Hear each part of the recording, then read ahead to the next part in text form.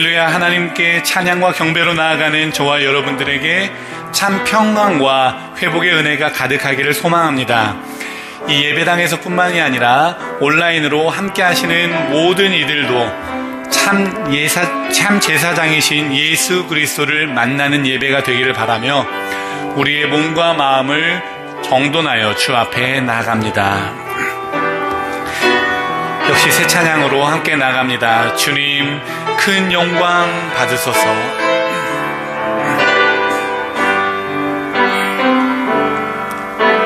주님 큰 영광 받으소서. 홀로 찬양 받으소서. 모든 이름 위에 뛰어난 그 이름 온 땅과 하늘이 다 찬양해. 겸손하게 우리 무릎 꿇고 주 이름 앞에 영광 돌리세. 모두 절하세. 독생자 예수 주님께 찬양 드리리. 모든 영광과 존귀와 능력 받으소서. 받으소서. 영광과 존귀와 능력 받으소서. 받으소서. 그리스도 살아계신 하나님 주님 큰 영광 받으소서. 주님 큰 영광 받으소서. 홀로 찬양 받으소서. 모든 이름 위에 뛰어난 그 이름 모든 이름 위에 뛰어난 그 이름 온 땅과 하늘이 다 찬양해. 겸손하게 우리 무릎 꿇고 주 이름 앞에 영광 돌리세. 모두 절하세. 독생자 예수 주님께 찬양돼. 모든 영광과 존귀와 능력 모든 영광과 존귀와 능력 받으소서. 받으소서. 영광과 존귀와 능력 받으소서. 받으소서.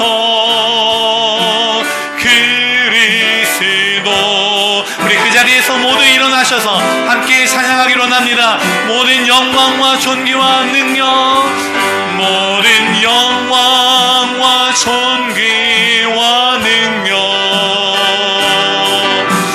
받으소서. 받으소서. 영광과 존귀와 능력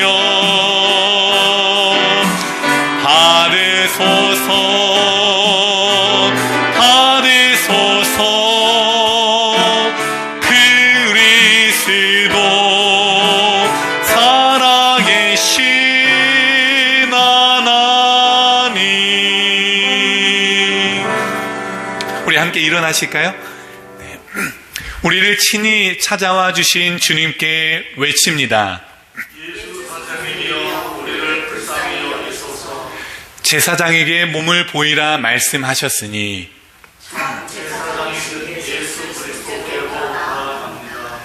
주발 아래 엎드려 감사로 믿음을 고백하오니 아멘. 찬송가 25장 면류관 벗어서.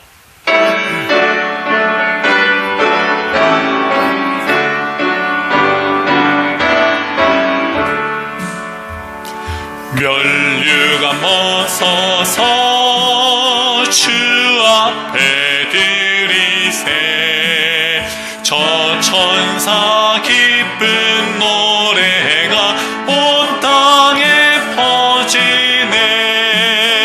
내 혼아 깨어서 주 찬송하여라.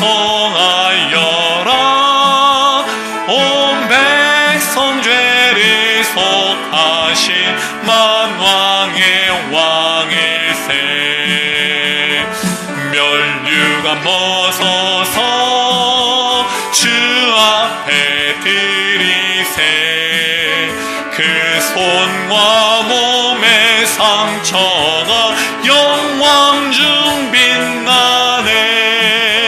하늘의 천사 보 그 영광 보고서 고난의 신비 알고자 늘 흠모하도다. 면류관 벗어서 주 앞에 드리세.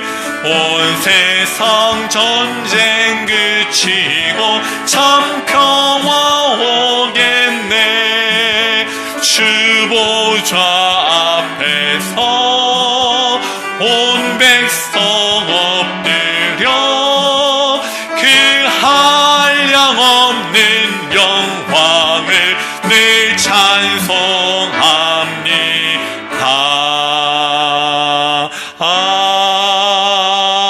아멘. 자리에 앉으셔서 지난 한 주간을 돌아보며 은혜 받은 자의 삶을 실천하지 못하고 불평과 시기로 예수 그리스도의 오신 참 의미를 새기지 못했던 우리의 삶을 돌아보기를 원합니다. 이 시간 주여 우리를 불쌍히 여기소서라고 주 앞에 우리를 겸허히 내려놓기를 원합니다. 함께 기도하겠습니다.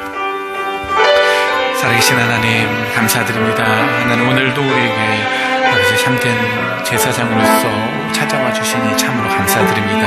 하나님 주여 우리를 불쌍히 여겨 주옵소서. 주여 우리를 불쌍히 여겨 주옵소서. 우리의 연약함과 부족함 때문에 하나님의 용서받지 못했던 우리를 우리 이 시간에 내려놓으며 고백합니다.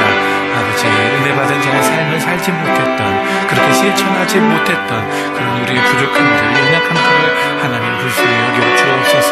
불평과 시기로 예수 그리스도에 오신 참 의미를 새기지 못했던 우리의 삶을 용서하여 주옵소서.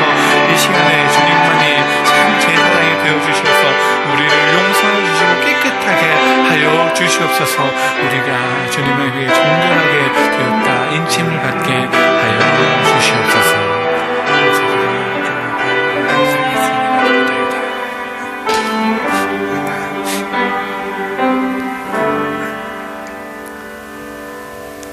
그에게 이르시되 일어나 가라 내 믿음이 너를 구원하였느니라 하시더라. 이 말씀에 의지하여 우리의 죄가 용서받았음을 선언합니다. 아멘. 찬송가 260장 우리를 죄에서 구하시려.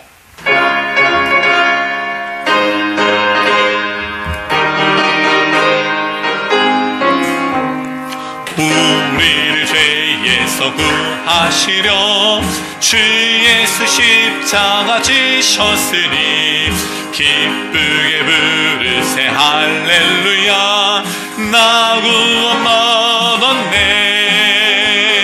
찬송하세 찬송하세 주님 나를 구하셨네. 찬송하세 찬송하세 주가 구원하셨네. 우리를 주께서 구했으니 이전에 나도 악한 일과 주하고 더러운 모든 죄를 온전히 버렸네.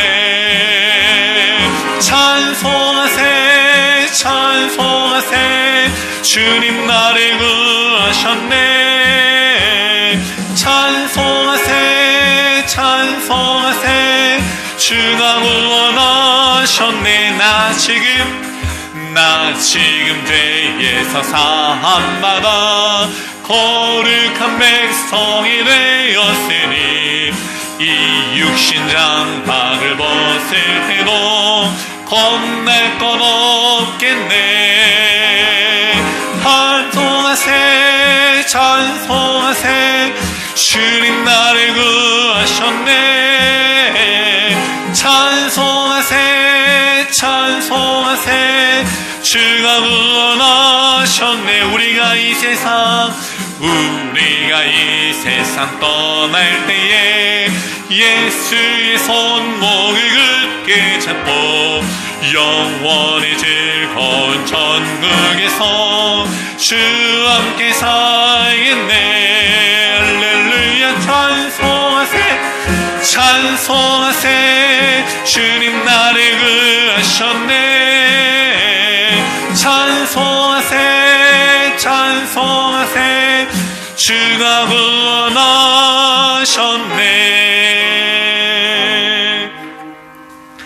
하나님이여, 주의 판단력을 왕에게 주시고 주의 공의를 왕의 아들에게 주소서.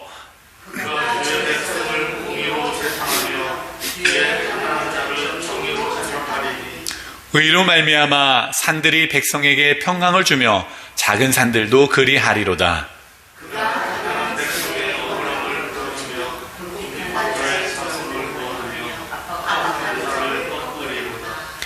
그들이 해가 있을 동안에도 주를 두려워하며 달이 있을 동안에도 대대로 그리하리로다.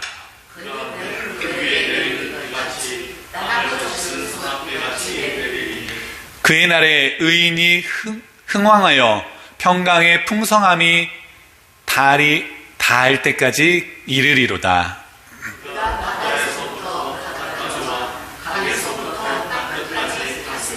함께합니다. 모든 왕이 그의 앞에 부복하여 모든 민족이 다 그를 섬기리로다. 아멘. 장윤수 권사님께서 기도해 주시겠습니다.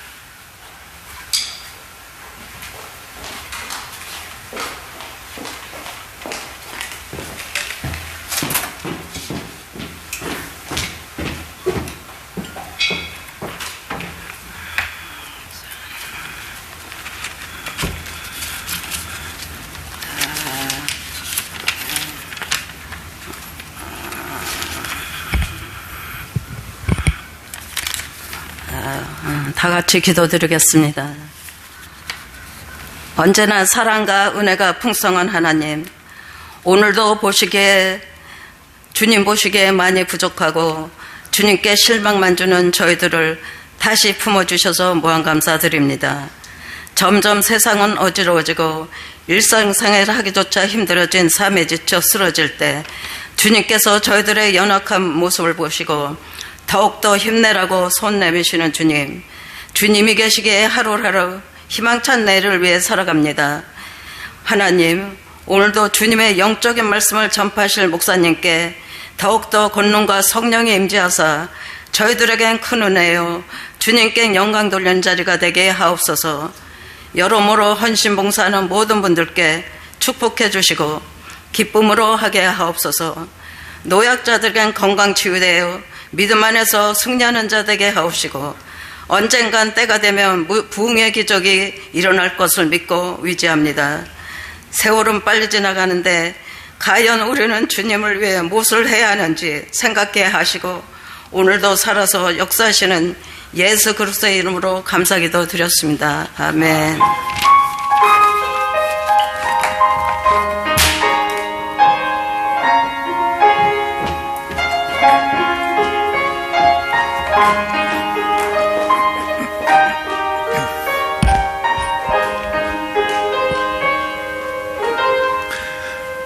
사도신경으로 우리의 신앙을 한 목소리로 고백합니다. 나는 전능하신 아버지 하나님, 천지의 창조주를 믿습니다. 나는 그의 유일하신 아들, 우리 주 예수 그리스도를 믿습니다. 그는 성령으로 잉태되어 동정녀 마리아에게서 나시고 본디오 빌라도에게 고난을 받아 십자가에 못 박혀 죽으시고 장사된 지 사흘 만에 죽은 자 가운데서 다시 살아나셨으며 하늘에 오르시어 전능하신 하나님 우편에 앉아 계시다가 거기로부터 살아있는 자와 죽은 자를 심판하러 오십니다. 나는 성령을 믿으며 거룩한 공교회와 성도의 교제와 죄를 용서받는 것과 몸의 부활과 영생을 믿습니다. 아멘. 하나님께서 오늘 우리에게 주신 말씀 누가복음 17장 11절로 19절의 말씀입니다. 예수께서 예루살렘으로 가실 때에 사마리아와 갈릴리 사이로 지나가시다가 한 마을에 들어가시니 나병환자 10명이 예수를 만나 멀리 서서 소리를 높여 이르되 예수 선생님이여 우리를 불쌍히 여기소서 하거늘 보시기를 주되 가서 제사장들에게 너희 몸을 보이라 하셨더니 그들이 가다가 깨끗함을 받은지라. 그 중에 한 사람이 자기가 나은 것을 보고 큰 소리로 하나님께 영광을 돌리며 돌아와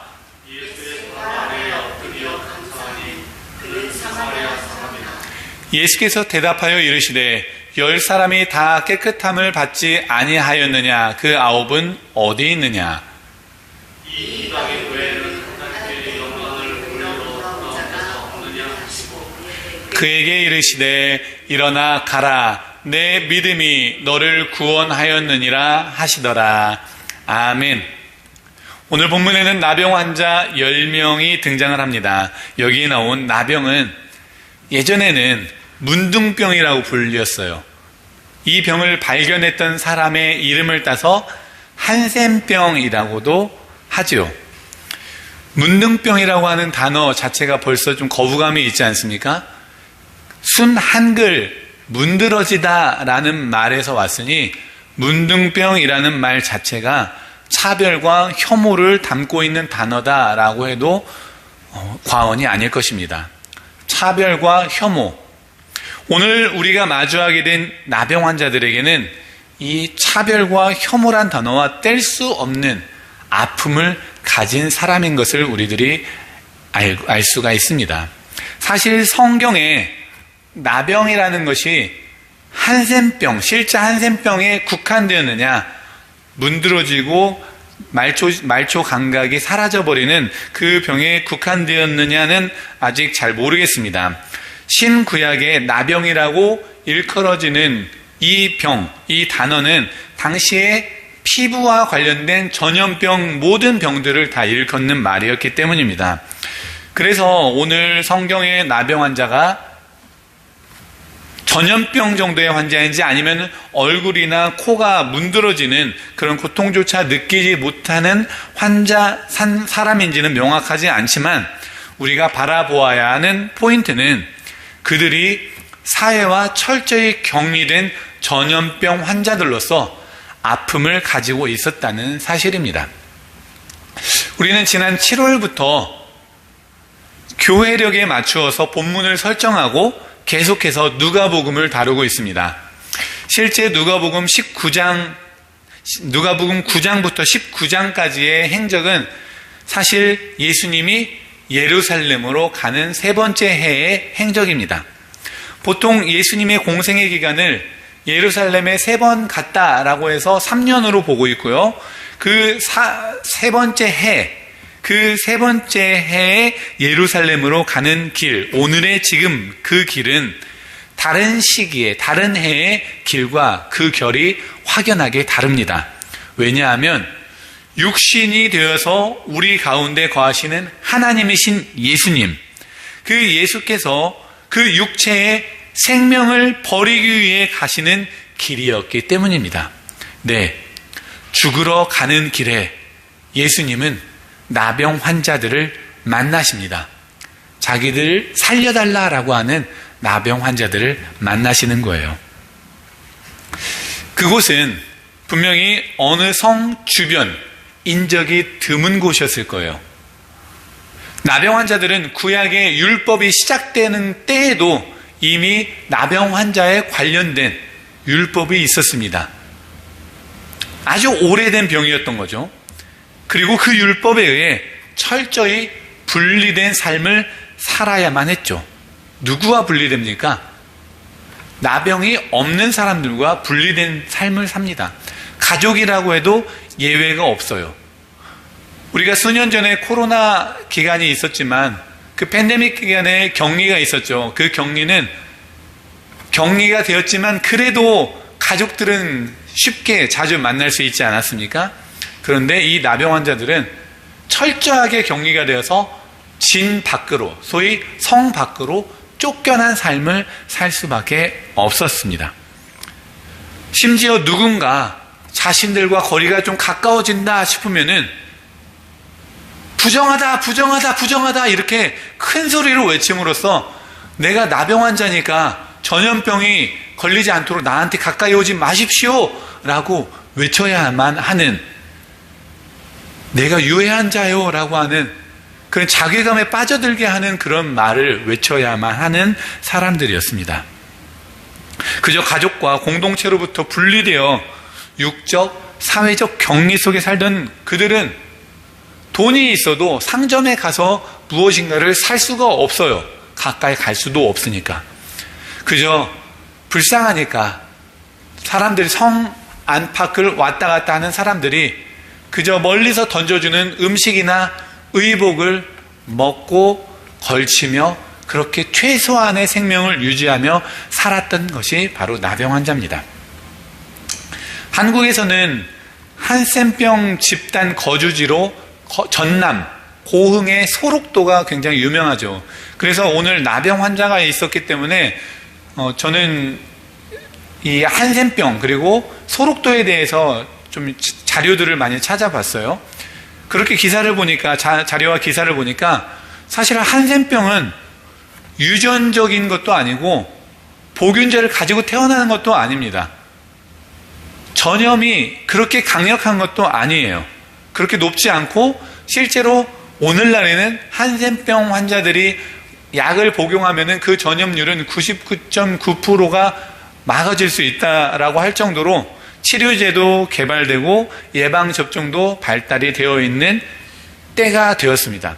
오늘날 그래서 결국 한센병 환자들이 수백 명, 한 250명 정도밖에 남지 않았다라고 이렇게 이야기를 해요. 그럼에도 불구하고 예나 지금이나 이분들은 차별과 혐오에서 벗어날 수가 없습니다. 혹시나 이 한센병 관련 시설이 근처에 세워질 것만 같으면 지역 주민들은 사생결단을 하고 반대를 하고요. 그들이 자녀가 생기면은 유전이 아닌데도 막 낙태를 강요하는 그런 사회적 분위기 속에 있었습니다. 거의 전통이었어요. 겨우 목숨을 부지했던 아기들은 그 부모와 분리가 되어야 했습니다. 바로 분리가 되어서 겨우 1년에 한 번 만날 수가 있었는데 그 만나는 기쁨의 장소는 기쁨이 아니라 눈물바다가 되었다고 합니다. 심지어 이들이 한센병 환자들이 죽으면은 의학 발전을 위한다는 명목으로 해부하는 의사들에게 보내지고 그리고 그도 끝나면은 화장해서 버리는, 그래서 한센병 환자들 사이에서는 우리는 3번 죽어요 라고 하는 말이 공공연하게 이루어지는 그러한 사회적 편견과 차별 속에 살고 있습니다. 오늘날 전염병의 실상이 이러한데 그보다 인권이 훨씬 더 열악했던 2000년 전의 상황은 어땠을까요? 하늘의 저주로 여기던 시대입니다. 그 병에 걸린 순간 그들은 인간의 삶을 포기해야만 했어요. 자신의 가치가 높을 수가 없죠. 그렇게 자신의 가치가 높지 않은 사람들, 그런 사람들은 자신을 함부로 하는 것뿐만이 아니라 에이, 에라 모르겠다 하면서 다른 사람에게도 해를 가하기가 일쑤입니다.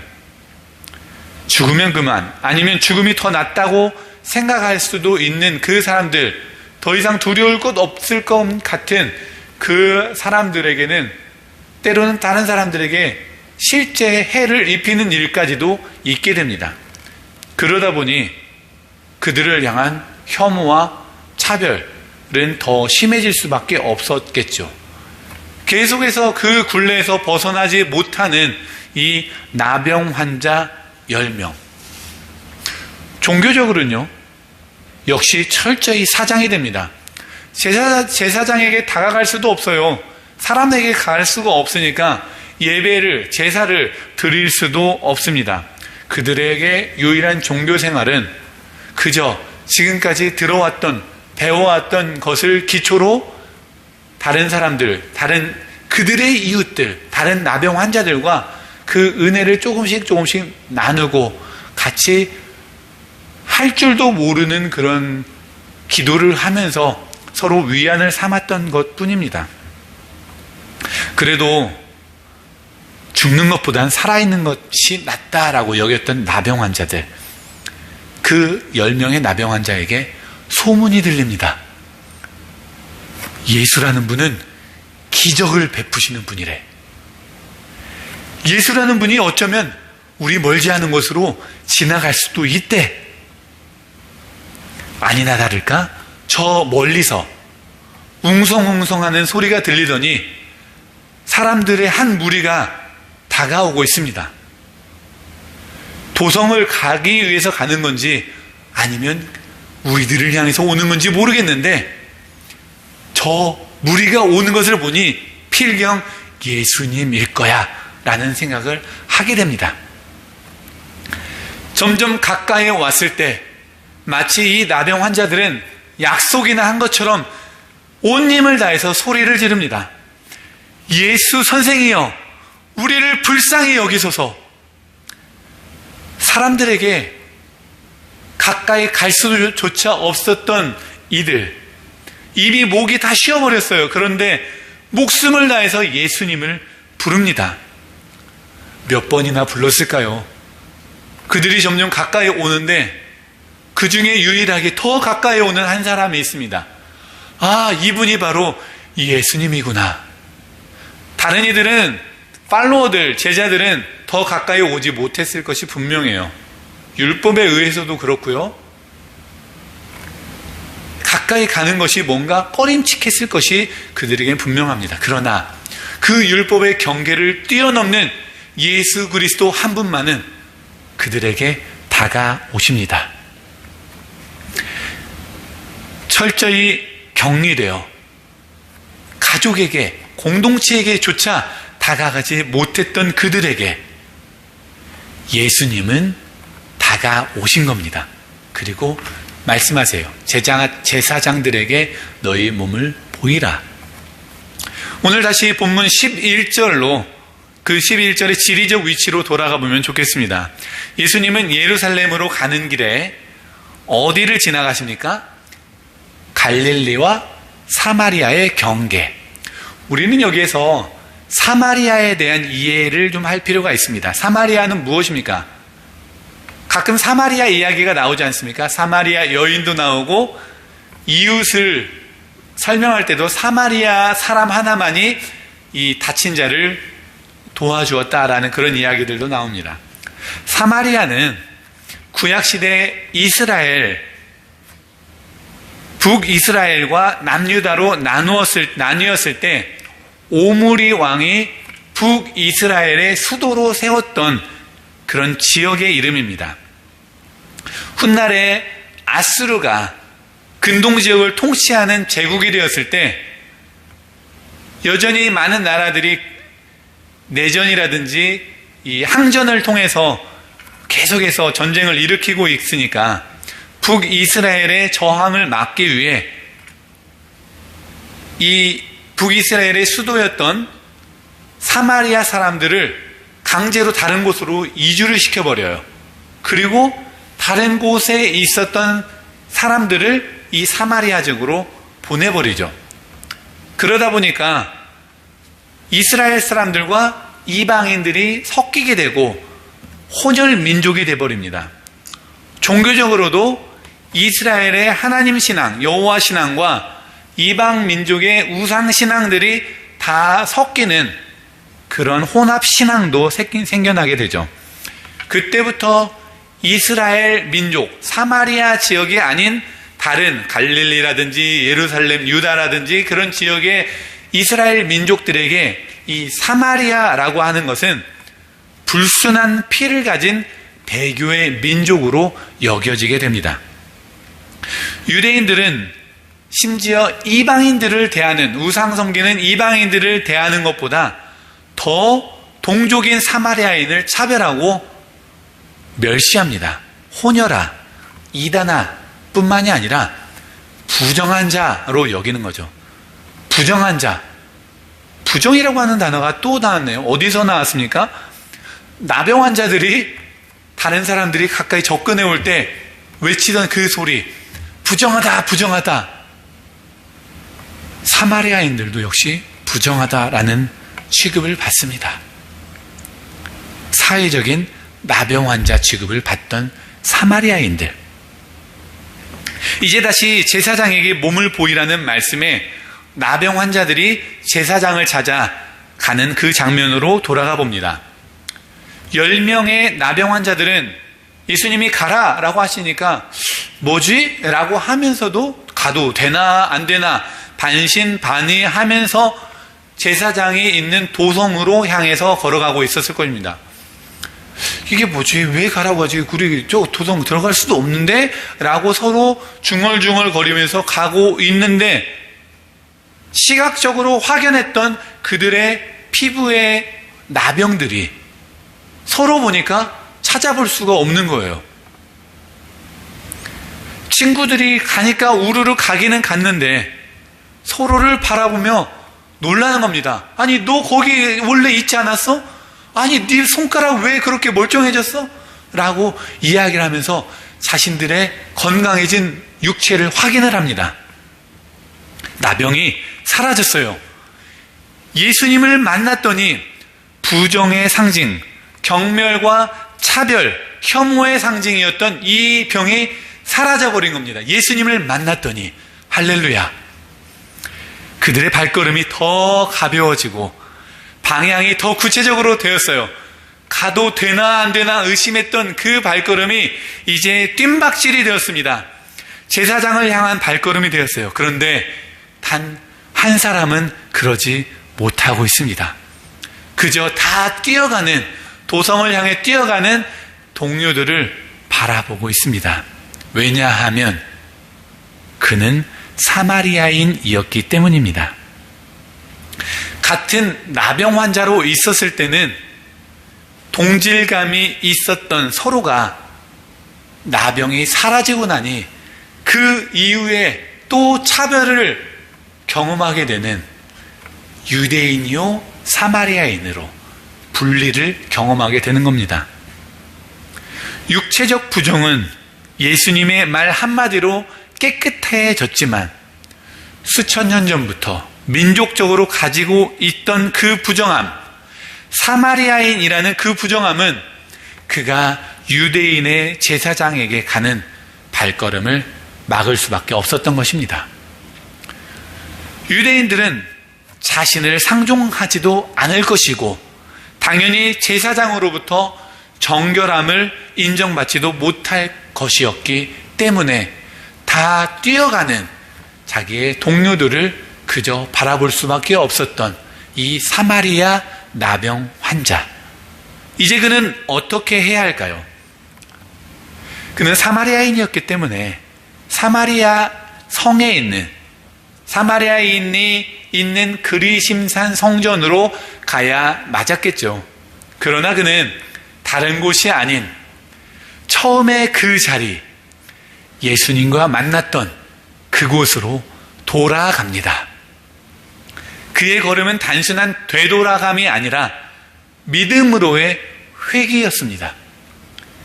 육체의 회복으로 끝나지 않고 자신을 부르신 그분, 자신의 존재를 새롭게 선언하신 그분에게로 다시 돌아가는 길이었습니다. 그는 큰 소리로 하나님께 영광을 돌리며 예수님의 발 아래에 엎드려 감사합니다. 그동안 그는 그 어느 사람 앞에도 엎드릴 수 없던 사람이었어요. 누구도 그를 받아주지 않았고 가까이 오는 것 자체를 할 수가 없었던 그가 하나님의 아들이신 예수의 발 아래 엎드려 경배합니다. 이것은 단순한 감사의 몸짓이 아니에요. 그는 예배자가 된 것입니다. 그는 지금 예수 그리스도 앞에서 하나님의 임재를 경험하고 있는 것입니다. 그때 예수님이 말씀하세요. 10사람이 다 깨끗함을 받지 아니하였느냐? 나머지 9은 어디 있느냐? 이것은 예수님이 나머지 9을 책망하고자 하는 것이 아닙니다. 그 한 사람, 그 한 사람의 구분을 명확하게 해주기 위한 것입니다. 그 9은 어디 있습니까? 제사장에게 달려갔습니다. 그리고 제사장에게 그 깨끗한 몸을 보이고 정결함을 선포받았을 것이고, 바로 그들은 공동체로 들어가 가족을 찾아갔겠죠. 그것이 중요한 것이 아닙니다. 오늘 본문이 말하는 것. 유대인인 그들은 예수님의 말씀이 몸의 치유의 통로는 되었지만 그들에게 예수님은 그저 여전히 스승일 뿐이고 제사장은 아니었던 거죠. 오늘 본문이 말씀하는 것은 바로 이 부분입니다. 돌아온 한 사람, 사마리아인에게 그에게 예수는 참 제사장이었던 거죠. 신분적으로도 나병에 걸려있던 사마리아인은 유대 제사장에게는 갈 수가 없었습니다. 그러나 그 나병 걸린 사마리아인이라는 최악의 신분은 그를 예수님 앞으로 이끌었던 것입니다. 율법의 경계를 넘어 하나님의 자비와 회복을 선포하는 분, 죄와 질병과 배제의 담을 허물어 버리시는 분, 바로 참 제사장 예수 그리스도 앞으로 말입니다. 그리고 그 제사장은 오늘도 저와 여러분들에게 말씀하십니다. 내 믿음이 너를 구원하였느니라. 10명 모두가 깨끗함을 받았지만 오직 한 사람만이 구원을 받았습니다. 내 믿음이 너를 구원하였느니라. 치유와 구원은 다른 거죠. 치유는 육체 혹은 정신의 회복이지만 구원은 하나님과의 관계의 회복이기 때문입니다. 즉, 사마리아인은 단지 병만 나은 것이 아니라 하나님과의 관계가 회복된 이방인 제자가 된 것입니다. 예수님은 이제 성전도 제사장도 제사도 대신하십니다. 율법의 정결 규정이 더 이상 그를 규정하지 못하기 때문입니다. 사마리아인에게 제사장에게 보이라 라고 하는 그 예수님의 말씀은 결국 진정한 제사장이 바로 예수 그리스도인 것을 보이신 사건이 되는 겁니다. 그분 안에서 부정은 정결이 되고 멀어진 자는 가까워지고 차별받는 자는 하나님의 자녀로 인침을 받게 되는 것입니다. 사랑하는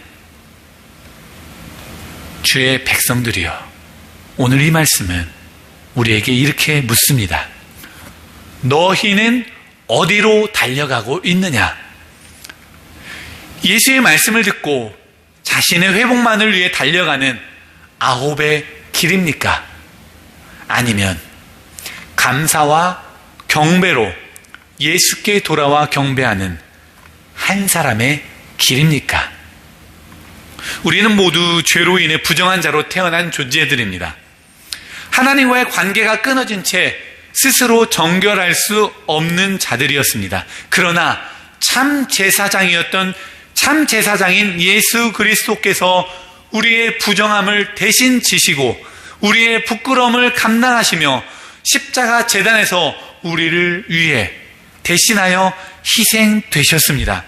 그분이 흘리신 피로 우리가 정결하게 되었고 그분의 부활로 말미암아 우리가 새 생명을 얻었습니다.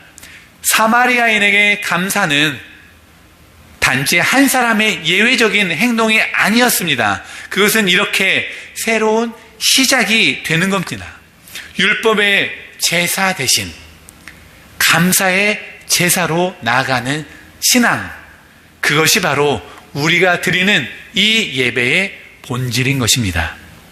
오늘 이 예배 가운데 우리의 모든 부정과 단절을 넘어 찾아오신 예수님께 돌아가는 그 은혜가 있길 원합니다.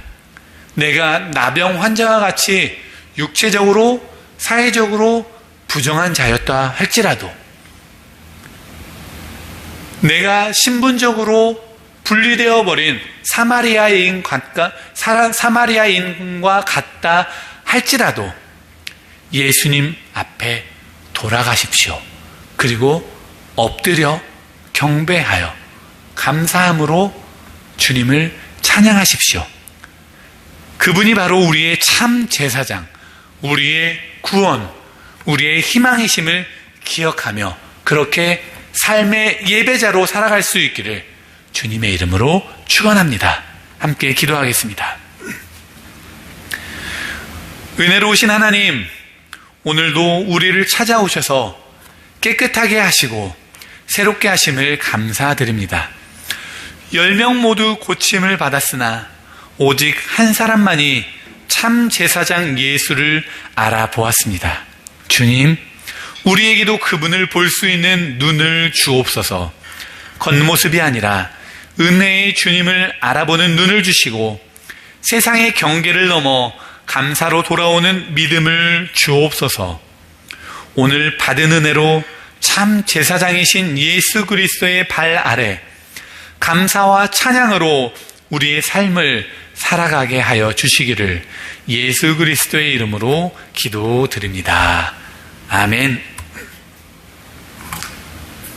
모든 열방 주 볼 때까지 이 찬양 부르시면서 준비한 예물 드리는 시간을 갖도록 하겠습니다.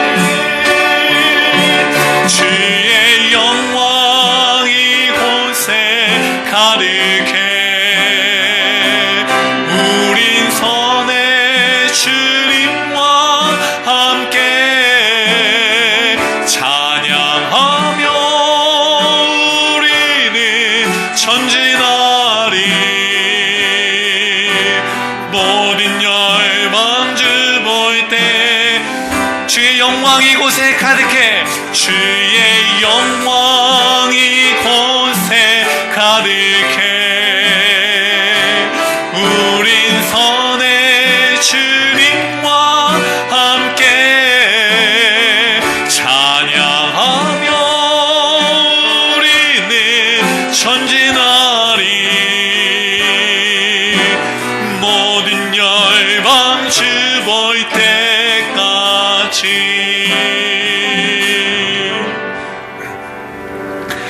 참 제사장이신 주님, 우리의 모든 부정함을 깨끗게 하시고 하나님 앞에 다시금 엎드리게 하여 주시니 감사합니다. 주 앞에 나아올 때 빈손으로 오지 않고 우리가 할 수 있는 최선의 감사로 나아갑니다. 감사와 11조, 주일헌금과 선교헌금, 그리고 이 모양 저 모양으로 드리는 우리의 모든 헌신을 기쁘게 받아 주옵소서. 넉넉히 드렸다 하여 교만해지지 않게 하시고 적은 것을 드렸다 하여 위축되지 않게 하옵소서.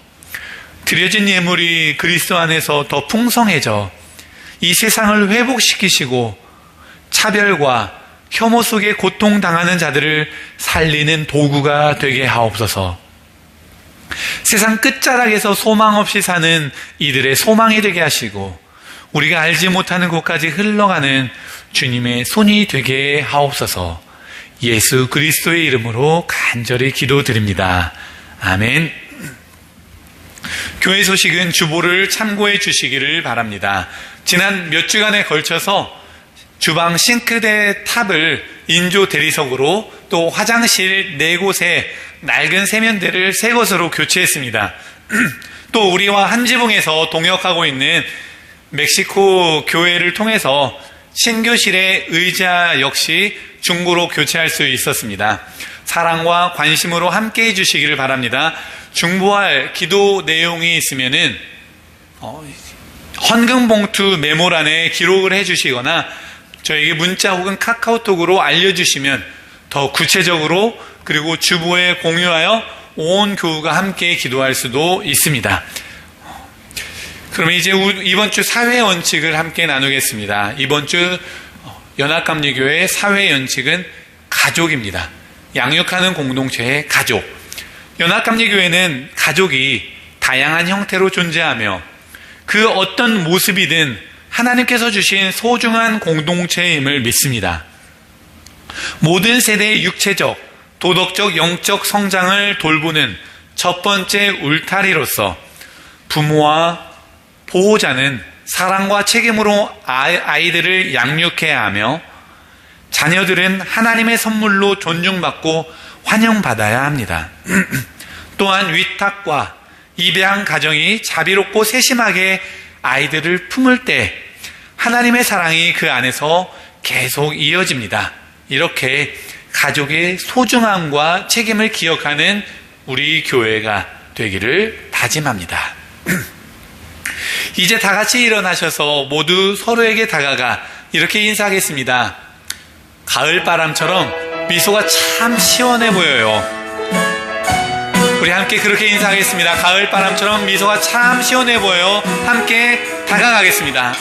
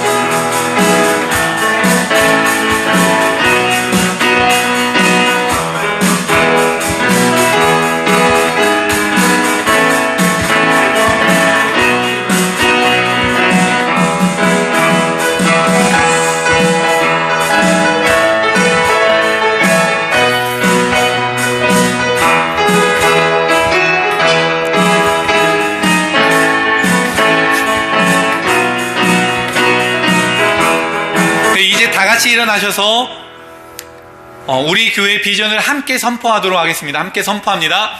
휴스턴 제1연합감리교회는 예수 그리스도의 부르심을 따라 세상 가운데 보냄을 받은 공동체입니다.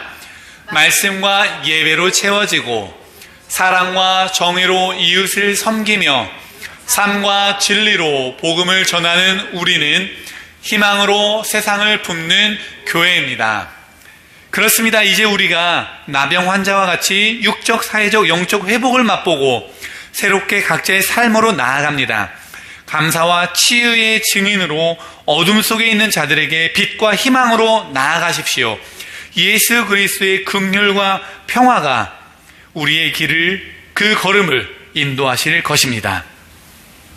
지금은 교회의 머리가 되시는 예수 그리스도의 무한하신 은혜와 아버지 하나님의 극진하신 사랑하심과 성령님의 감동, 감화, 역사, 교통 충만하심이 오늘도 회복을 맛보고 감사와 영광을 주께 돌리기로 다짐하며 떠나는 주의 사랑하는 모든 백성들과 그들의 가정과 직장 그리고 위대한 삶 속에 지금부터 영원토록 함께 하시기를 간절히 축원하옵나이다. 아멘.